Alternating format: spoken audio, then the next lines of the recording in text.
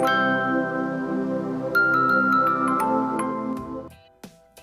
guys, it's Hinda and welcome to Cooking Fantasies. In today's video, I will be showing you how to make the molly cake. Molly cake is a super moist cake that's used in cake design and tiers, not only because it's very stable and easy to work with, but it's also very flavorful and moist thanks to the heavy cream we will be adding to the batter. Or of course, to just enjoy it as it is for the pleasure of it. In this video, I will be giving you all the instructions you need to make the perfect molly cake, so make sure to watch till the end. And as always, I will be leaving you down in the instruction box all the ingredients you're gonna need in both the grams and cups measurements, so let's get started. You're gonna have to place your mixing bowl on a hot steaming water. Your mixing bowl shouldn't be touching the hot water, but just getting enough steam to heat it. And in the mixing bowl, I will be adding the eggs that should be in room temperature, the sugar, and the vanilla sugar or vanilla extract, whatever you prefer to use. And we'll start beating as long as it takes until the mixture doubles in size and becomes kind of pale white. And leave it on the side until it totally cools to room temperature.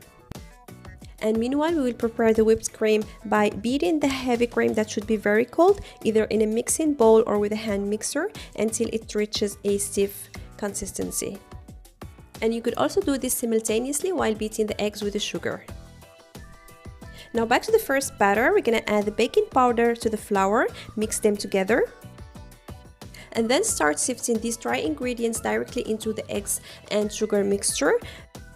And we will do this on 3 goes, so sift in the first third of the flour and baking powder and try to fold this in gently using just a spatula as you see on the video. I am obviously speeding up the footage, but you have to do it slowly and gently in order not to lose all the air we have incorporated while beating the eggs with the sugar.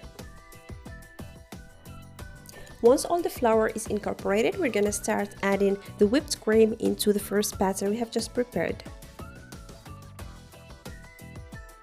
And again, you don't want to add all the whipped cream at once. Start by folding in about 2 big tablespoons of whipped cream, gently using just a spatula as you see in the video before adding in the rest.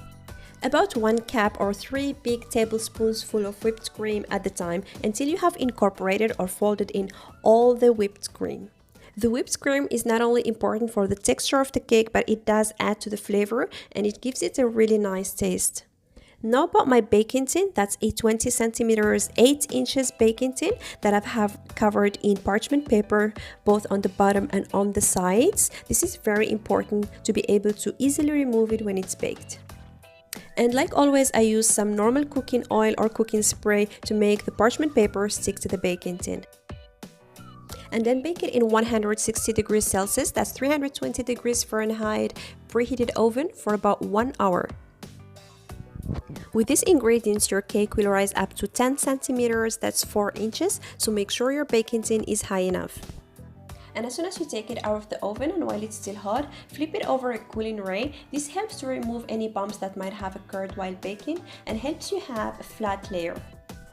And then immediately and while it's still hot, remove the baking tin and peel off the parchment paper. And then allow it to totally cool upside down on the cooling ray before you slice it into different layers. Or what you can do is well wrap it in plastic wrap and place it in the fridge for up to 3 days until you need it.